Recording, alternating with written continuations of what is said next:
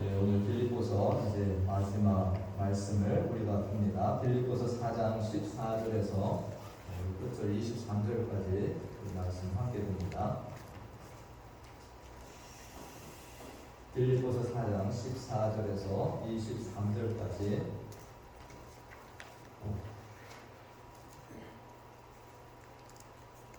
여기 앞에 보시고 성경 보시고 함께 말씀을 읽도록 합니다. 그러나 너희가 내 괴로움에 함께 참여하였으니 잘하였구나. 빌립보 사람들아, 너희도 알거니와 복음의 시초에 내가 마게도냐를 떠날 때 주고받는 내 일에 참여한 교회가 너희 외에 아무도 없었느니라. 데살로니가 있을 때에도 너희가 한 번뿐 아니라 두 번이나 나의 쓸 것을 보내었구나. 내가 선물을 구함이 아니요 오직 너희에게 유익하도록 풍성한 열매를 구함이라. 내게는 모든 것이 있고 또 풍부한지라. 에바브로디도 편에 너희가 주는 것을 받음으로 내가 풍족하니 이는 받으실 만한 향기로운 제물이요 하나님을 기쁘시게 한 것이라. 나의 하나님이 그리스도 예수 안에서 영광 가운데 그 풍성한 대로 너희 모든 쓸 것을 채우시리라. 하나님 곧 우리 아버지께 세세 무궁하도록 영광을 돌릴지어다. 아멘. 그리스도 예수 안에 있는 성도에게 각각 문안하라. 나와 함께 있는 형제들이 너희에게 문안하고 모든 성도들이 너희에게 문안하되 특히 가이사의 집 사람들 중 몇이니라.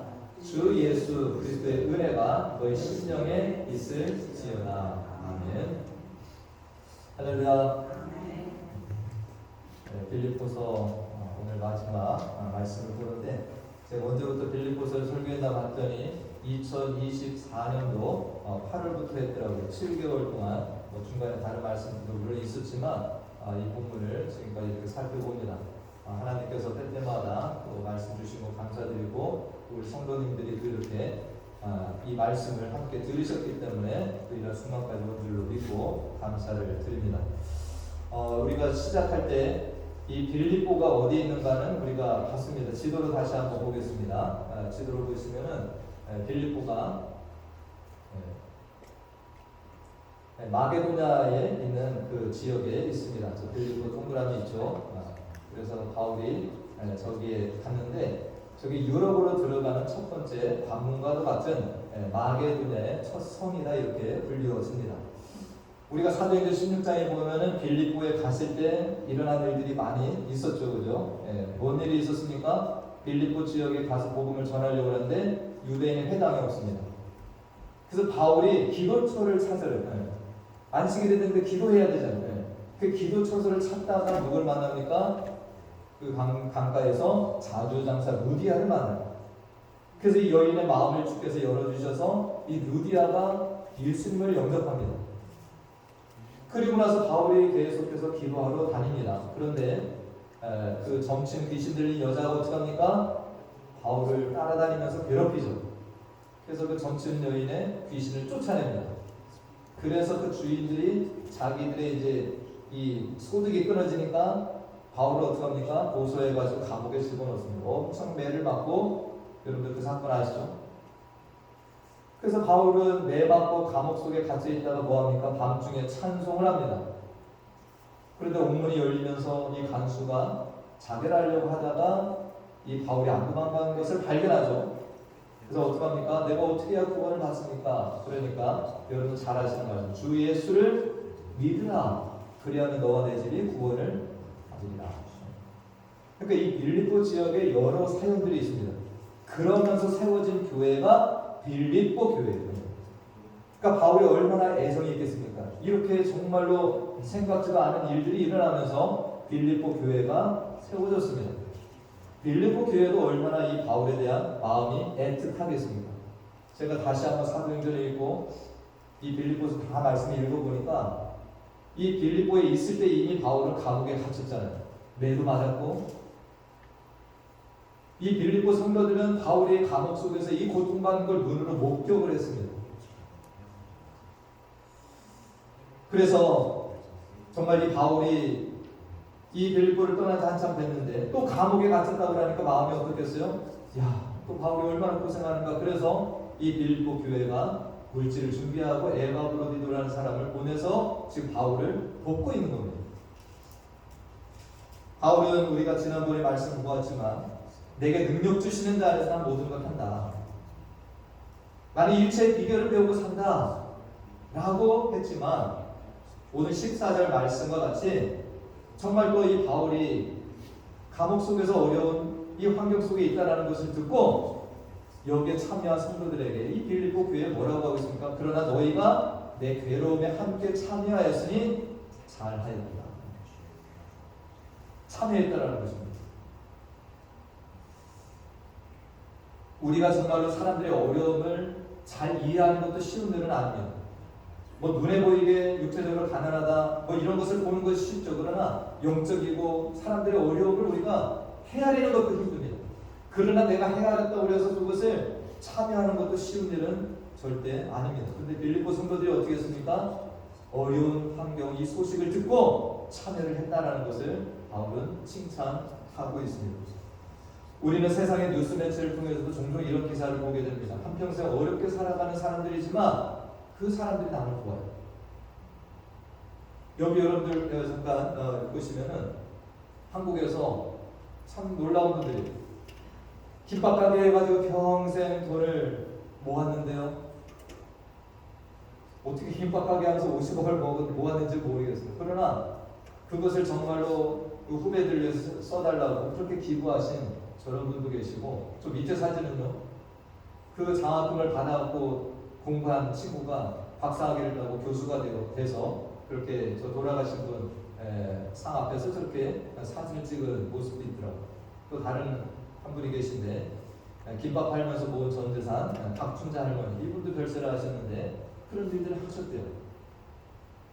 저는 저걸 보면서 그런 생각이 들어요. 배고프지 않은 사람은 정말 돕기 힘듭니다. 그러나 저분들은 가난을 알고 배고픔을 알기 때문에 자기들의 삶이 펴졌을 때 뭐 하는 거예요? 어려운 이들을 기쁜 마음으로 돕고 있다는 것을 보게 됩니다.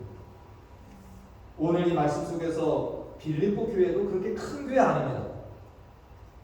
정말 그 이방인의 땅에서 얼마나 많은 사람들이 주교로 돌아왔겠어요. 근데 이렇게 참으로 크게 성장하거나 영적으로도 크게 성숙하다라고 할 수 없지만, 그러나 이들은 뭐 했습니까? 바울이 감옥에 있다는 말을 듣고 기쁜 마음으로 참여를 지금 하고 있다는 것을 바울은 칭찬하고 있습니다. 바울은 계속해서 칭찬을 하고 있는데 오늘 그 뒤에 말씀에 보니까 그 다음 말씀에 이렇게 있습니다. 빌립보 사람들아 너희도 알거니와 복음의 시초에 내가 마게도냐를 떠날 때 주고받는 내 일에 참여한 교회가 너희 외에 아무도 없다. 아까 마게도냐라고 지도를 봤잖아요. 거기에 교회가 많이 세워졌습니다. 빌립보 교회뿐만 아니라 데살로니가 교회, 베레아 교회, 네아폴리, 암히볼리 많은 교회들이 세워졌어요. 그러나 바울이 그 지역을 떠날 때 이 사역에 동참한 교회는 어디라는 겁니까? 빌립보 교회가 유일하다. 근데 이 교회가 한 번만 아니라 두 번씩이나 이 바울을 도왔다. 이렇게 칭찬하고 있습니다. 오늘날에야 이 바울이 위대한 전도자라고 우리는 얘기를 합니다. 바울은 위대한 하나님의 종이다. 그럼 그 당시에도 그랬습니까? 바울은 그 당시는 그랬지 않았습니다. 물론 그 당시에도 위대한 전도자 맞습니다. 그러나 가는 데마다 환대받은 거 아닙니다. 욕먹고 정말로 감옥에 갇히고 가난한 복음 전도자였습니다. 오늘날에도 우리나라 선교사님들이 세계 곳곳에 흩어져 있는데요. 정말 우리나라 복받은 나라입니다. 뭐 어떤 통계에 보니까 세계에서 두 번째로 선교사를 많이 파송한 나라, 이런 기록까지 있습니다. 우리나라가 미국 다음이에요. 우리나라 선교사님들 안 간 데가 거의 없습니다. 저도 과테말라에서 이렇게 선교사님을 많이 만나게 되었는데요. 선교사님들이 대부분 파송 기관이라는 것이 있어요. 파송 교회도 있습니다. 이런 분들은 그래도 선교사로서 활동하는데 큰 어려움은 없어요. 파송 기관이나 파송 교회가 있으면 그분의 어떤 이 생활비나 선교비는 어느 정도 해결을 이렇게 지원을 해줍니다. 그런데 이제 또 어떤 분들은 뭐 하냐면 이런 데가 없어요. 그래서 이런 분들을 뭐라고 하냐면 텐트 메이커 미셔너리라고 합니다. 우리나라 말로 자비량 선교사라고 하는 분들이 있어요. 이분들은 정말 자기가 일해서 그 소득을 가지고 생활도 하고 선교 사역을 감당하는 분들입니다. 여기 사진 보시면 바울이 뭐 했습니까? 바울이 항상 넉넉했나요? 바울도 파송교회가 있습니다. 안디옥 교회가 파송을 했어요. 그렇지만 바울이 가는 데마다 풍족했다? 아닙니다. 바울은 어떤 지역에 가면 자기가 가지고 있는 기술이 있어요. 장막 제조를 하는 일을 하면서 선교를 또 감당합니다. 그러다 만난 사람이 누구예요? 브리스가와 아굴라. 이 사람을 만나서 복음 전하고 하나님의 종들로 세워나간 일들이 있습니다.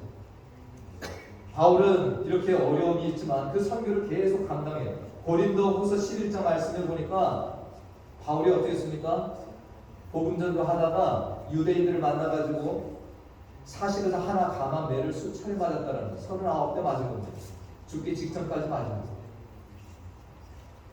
거기다가 돌에 맞기도 하고 배가 파손하기도 하고 배고픔에 이것들 수시로 겪고 목마른 강도의 위험 계속해서 겪었다라고 하는 겁니다. 바울이가 넉넉하게 선교한 거 아니에요. 그러나 바울이 이 어려운 환경이 있지만 그는 선교를 하나님의 복음 전파를 결코 포기하지 않았습니다. 그는 끝까지 이 사역을 나간 겁니다. 고린도후서 11장 9절 말씀해 보니까 바울이 이렇게 고린도 교회 편지를 쓰는데요. 또 내가 너희와 함께 있을 때 비용이 부족했대요. 그러나 아무에게도 누를 끼치지 아니했다는 거예요. 왜요? 마게도냐에서 온 형제들이 나의 부족한 것을 보충도 해주고 있다는 거예요. 그런데 더 중요한 이유는 내가 모든 일에 너희에게 해를 끼치지 않기 위하여 스스로 조심하였고 또 조심하리라 하는 거예요.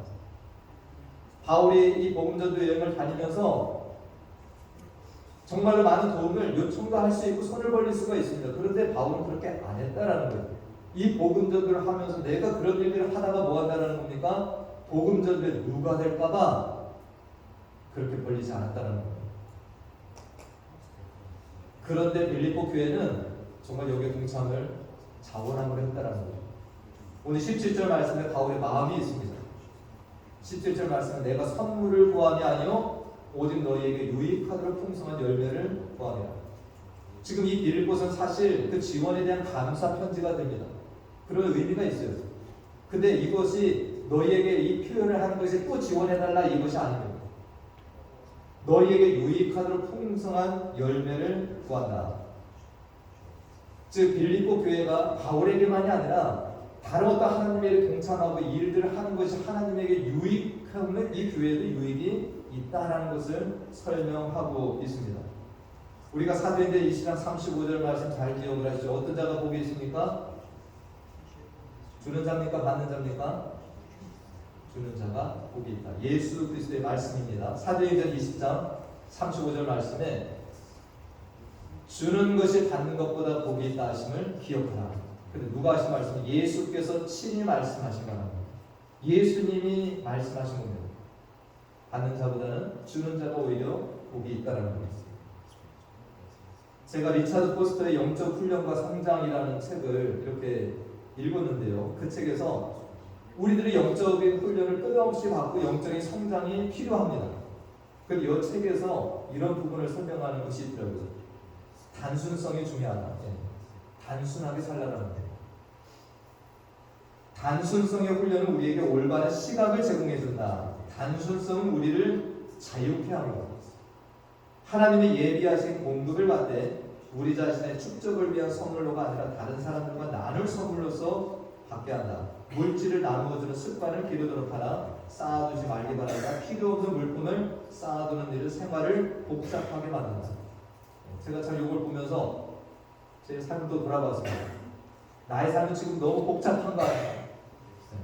이 땅 잠시 살아가는데 내가 정말 너무나도 여러 가지 일들로 내가 복잡하게 지금 사나? 단순한 것이 영적인 성장과 훈련에 큰 도움이 된다라고 하는 리차드 포스터 이 목사님의 글을 제가 읽었습니다. 오늘 우리가 읽는 이 말씀 속에 헌금과 구제와 어떤 나눔에 대한 중요한 원리들이 많이 담겨 있습니다. 오늘 18절 말씀을 보니까 내게는 모든 것이 있고 더 풍부하다라는 겁니다. 바울이 이게 넉넉하다는 거 아니죠. 지난주에 말씀드렸지만 바울은 어떤 눈에 보이는 물건이 없어도 물질이 없어도 뭐 하다는 겁니까? 나는 일체의 비결을 가지고 산다. 내게 능력 주신 자가 늘 나와 함께 있다는 것을 기억하고 삽니다. 내게는 모든 것이 있고 또 풍부한지라 애가브로 되던 편에 너희가 준 것을 받음으로 내가 풍족하다 감사하고 있습니다. 그런데 이 빌립보 교회가 보낸 예물이 뭐라는 거예요? 다 같이 읽습니다. 빨간 것이 이는 받으실 만한 향기로운 제물이요 하나님을 기쁘시게 한 것이다. 아멘. 이 빌립보 교회가 감옥에 갇힌 이 바울을 위에서 물질과 에바브로디도를 보낸 이 일이 바울을 생각하고 한 일이지만 바울은 이것을 어떻게 해석합니까? 하나님께 향기로운 제물이고 하나님을 기쁘시게 한 것이다 라는 것입니다. 우리가 마태복음 25장 보면 양과 염소의 비유를 통해서 예수님이 우리에게 하신 말씀이 있습니다. 예수님이 왼편에 있는 양들에게 큰 칭찬을 내리는데 그들이 이렇게 반문합니다. 마태복음 25장 말씀을 보니까 이에 의인들이 대답하여 이르되 주여 우리가 어느 때에 주께서 줄이신 것을 보고 음식을 대접하였으며 옥마르신 것을 보고 마시게 하였나이까. 다음 말씀에 어느 때에 나그네 되신 것을 보고 영접하였으며 헐벗으신 것을 보고 옷 입혔나이까. 계속해서 말씀을 보면 어느 때 병드신 것이나 옥에 갇히신 것을 보고 가성되었나이까. 우리는 한 일이 없다라는 거예요. 언제 우리가 그런 일을 했습니까? 그 주님이 이 임금이 이렇게 대답했다. 내가 진실로 너희에게 이르노니 너희가 여기 내 형제 중에 지극히 작은 자 하나에게 한 것이 또 내게 한 것이니라. 아멘. 바울이 지금 이야기하는 맥락과 주님의 말씀이 똑같습니다. 정말 저희들이 앞으로도 이런 주의 말씀을 기억하고 정말로 하나님의 일에 우리가 순종함으로 나아갔으면 좋겠습니다. 근데 오늘 이 마태복음 25장은 잠시 잊어도 됩니다. 아, 내가 소자에게 한 것이 주께 한 것이니까 라고 자꾸 하시면 여러분들 계산하는 마음이 들어요. 요거 잠깐 고려하시고 뭐가 복이 있으니까 주는 자가 받는 자보다 복이 있다. 저는 오늘 이 편지를 받는 빌립보 교회가 큰 위안이 되고 또 기쁨이 있다라고 생각을 합니다. 왜 그렇습니까? 정말 이 빌립보 교회가 뭐 바울에게 칭찬받으려고 그런 것도 아니고 그냥 정말 어려움에 처한 이 바울을 위해서 한 것뿐인데 바울이 뭐라고 얘기를 하는 겁니까? 이건 하나님이 받으신 향기로운 제물이다. 하나님을 기쁘시게 하는. 그리고 바울은 연이어서 19절의 축복을 이 빌립보 교회합니다. 다 같이 한번 읽어보겠습니다. 시작. 나의 하나님이 그리스도 예수 안에서 영광 가운데 그 풍성한 대로 너희 모든 쓸 것을 채우시리라. 아멘. 바울 자신이 빌립보 교회에 받은 이것들 은혜를 대갚아 줄 수 있겠습니까? 바울이? 다른 교회들로부터도 받은 건 있는데 바울이 다 대갚아 줄 수 있을까요? 그건 바울을 위해서 한 것이 아니죠. 하나님의 사역을 위해서. 그렇기 때문에 바울은 이렇게 기도하는 것입니다. 그 풍성한 대로 하나님께서 너희의 쓸 것들, 필요들을 분명히 채워 주실 것이다라는 겁니다.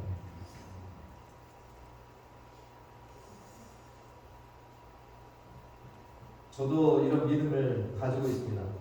제가 지난주에 이 말씀 묵상을 지금 역대상을 하고 있는데요. 제가 지난주에 역대상 29장 말씀을 보는데 우리 설교를 준비하는데 너무나도 이것이 또 연결되는 것이 많이 있었습니다. 역대상 29장에 보면 바울이 성전 건축하려고 합니다. 그런데 하나님이 허락하셨나요? 안 하셨나요? 안 하셨잖아요. 네 아들이 성전 건축할 거다. 그러니까 다윗은 뭐합니까? 재료 준비만 해요. 재료 준비. 근데 백성들이 기쁨으로 감당하는 지도자들뿐만 아니라 백성들이 역대상 29장에 가장 많이 등장하는 단어가 뭐냐면 자원함으로 즐거움으로 라는 단어예요. 백성들이 뭐 했다라는 거예요? 억지로 한 것이 아니에요. 자원함과 즐거움을 가지고 있다. 그래서 역대상 29장 12절 말씀에 보니까 부와 귀가 주께로 말미암고 또 주는 만물의 주제가 되사 손에 권세와 능력이 있사오니 모든 사람을 크게 하신가 강하게 하신 주의 손이 있다. 누구로부터 말미암는다는 겁니까? 구하기가 하나님께로. 그 다음 말씀에 나와 내 백성이 무엇이게 이처럼 즐거운 마음으로 드릴 힘이 있었나이까 모든 것이 주께로 말미암았사오니 우리가 주의 손에서 받은 것으로 주께 드렸다. 주의 손을 받은 것 주께 드린 것뿐이다라는 고백입니다. 근데 그 다음 말씀에도 또 보니까 나의 하나님은 주께서 마음을 감찰하시고 정직을 기뻐하시는 줄을 내가 아나이다. 내가 정직한 마음으로 이 모든 것을 즐겨 들여싸우며 이제 내가 또 여기 있는 주의 백성이 주께 자원하여 드리는 것을 보니 심히 기쁘도소이다. 할렐루야. 자원함과 기쁨으로 드리는 것이 이 왕이 된 다윗이 보기에도 기쁜 겁니다. 억지로 이것을 하는 것을 보는 것이 기쁨이 아니다라는 거죠. 이 빌립보 성도들이 지금 하는 것도 사실은 이것이 똑같다라고 생각합니다.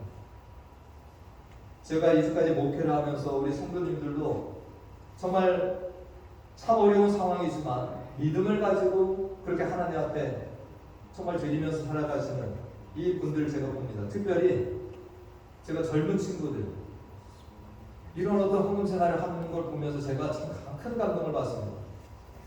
이 젊은 세대는 지금 어느 시대를 살아갑니까?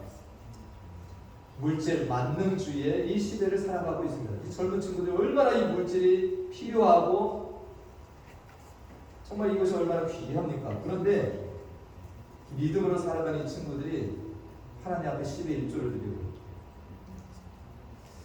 이 젊은 친구가 참 어떻게 이렇게 살아가나. 우리 성도님들 마찬가지고요. 저는 그런 친구들을 볼 때마다 이런 기도를 합니다. 하나님, 어린 나이에 저 믿음을 가지고 하나님 앞에 저렇게 살아가는 저 친구들, 우리 젊은 친구들, 우리 성도님들 재정을 책임져 주시고 또 주님의 나라와 영광을 위한 의롭고 선한 길로 인도해 주시고 저들의 평생을 지켜주실 줄을 믿습니다. 저는 그걸 믿습니다. 저도 정말 하나님께서 그런 마음을 이전부터 주셨던 것 참 감사해요. 지금도 그렇습니다. 하나님 앞에 드리는 예물이 아깝다? 우리가 정말 하나님을 사랑하고 그분의 나라와 영광을 위해서 최선을 다해서 살아가며 당장 결과가 주어지지 않는다 할지라도 우리가 후에 주님 앞에 설 날이 있습니다. 그날에 주님의 칭찬이 분명히 우리 모두에게 있을 것이고 정말 주님께서는 우리가 생각하고 행하는 모든 것보다 항상 더 좋고 복된 것으로 채워주시는 하나님 되심을 우리가 믿고 나아가시길 바랍니다. 할렐루야. 네. 하나님께서 이 빌립보 교회도 그렇게 채우신다는 오늘 이제 마지막 21절과 23절 말씀은 이제 인사에 해당이 됩니다. 바울은 빌립보 성도들이 각각 무난하라 이렇게 합니다. 빌립보 교회가 어려움도 있죠. 우리가 지난번에도 봤지만 내부 불화도 있습니다. 그러나 너희 다시 한번 무난하는 관계가 되라. 그리고 이 빌립보 교회에 편지를 쓴다라고 하니까 이 바울의 지금 감옥에 있지만 주변에 있는 사람들이 우리의 안부도 좀 전해주세요라고 하는 것들을 전합니다. 그것을 같이 적어놓아요. 그런데 오늘 성경에 보니까 누구들도 있습니까? 21절 말미에 나와 함께 형제들이 너희에게 무난하고 있다. 근데 22절에 모든 성도들이 너희에게 무난하되 특히 가이사의 집 사람들 중 몇 도 있다는 거예요. 가이사의 집 사람. 여러분들 로마의 유명한 황제 아시죠? 네, 시저, 케이사르. 이게 가이사입니다. 그러니까 바울이 이 로마 감옥에 갇혔는데 감옥에 갇혀도 복음이 갇히지 않았다는 거죠. 여기서 누가 복음을 받아들인 겁니까? 가이사의 집 사람들도 복음을 받은 자가 있다는 거예요. 저는 이것도 엄청난 열매로 봅니다. 빌립보 교회가 먼 지역에 있어서 이 사람들 전도 못합니다. 그러나 정말 바울의 사역을 위해서 기도하고 후원했는데 그 결과가 뭡니까? 이 가이사의 집 사람들이 구원받는 열매입니다. 여러분들 선교사님들 계시는데 다 동참할 수 있겠습니까? 그러나 여기서 기도하고 우리가 약간이라도 물질을 보냈을 때 그분들은 거기서 사역을 하시는 거예요. 근데 그 열매들이 나타나게 됩니다. 오늘 이것은 빌립보 성도들에게 큰 위안이 되는 구절이 될 수 있다 생각을 합니다. 야, 정말 바울이 감옥에 갇혔지만 황제 집안의 어떤 사람들까지도 복음을 받아들일 거예요. 이제 이 말씀을 맺습니다. 7개월여 동안 이 빌립보서의 말씀을 함께 나누었는데 저는 매 때마다 하나님께서 저에게 이 귀한 은혜를 주신 것을 너무나도 감사드립니다. 우리 성도님들 어떠셨을지 모르겠습니다. 제가 이 새벽에 다시 한번 빌립보서를 처음부터 끝까지 쭉 읽어보면서 너무 감사했습니다. 또 마지막으로 이제 요한복음 14장 26절 말씀을 여러분들과 함께 나누기를 원합니다. 우리가 제가 강조한 말씀 함께 읽습니다. 보혜사 곧 아버지께서 내 이름으로 보내실 성령 그가 너희에게 모든 것을 가르치고 내가 너희에게 말한 모든 것을 생각나게 하리라. 아멘. 여러분들 아까 교동문도 빌립보서였습니다. 여러분들 빌립보서를 말씀 읽으실 때 성령께서 이 말씀들을 더 깊이 가르쳐 주시고 또 생각나게 하시는 은혜를 베푸실 줄로 저는 믿습니다. 여러분들이 빌립보서 말씀 길게 나누었는데 여러분들도 혹시라도 내가 감옥에 안 갇혔다 할지라도 내가 지금 갇힌 것과 같은 상황, 어려움의 상황이 있을 때 이 말씀 보시면서 위안받으시고 기뻐하시고 여러분들이 이 자족의 은혜를 체험하시고 그래서 우리 주님을 담대하게 또 증거해 나갈 수 있는 저와 여러분들 다 되시길 마지막으로 당부를 드리고 축원드립니다. 기도하겠습니다.